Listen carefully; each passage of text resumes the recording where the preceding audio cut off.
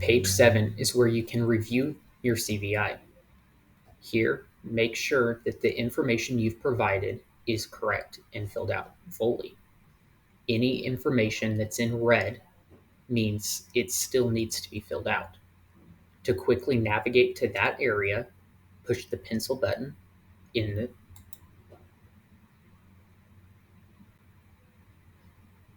Remember, business name is not always known, so putting NA will work.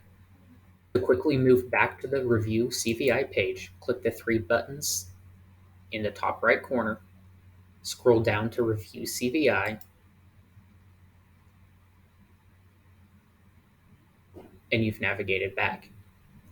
Verify that everything that you created is correct, and after verifying it's correct, press the Next button in the bottom right.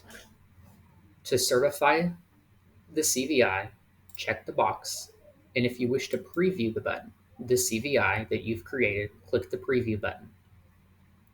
A PDF will emerge of what the CVI will look like.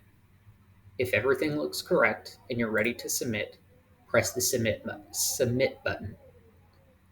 After submitting the CVI, the state of Kansas, as well as the destination state, and any emails already in the vet CVI, whether it be consigner, consignee, origin, destination, or carrier, will also receive a PDF copy in their inbox.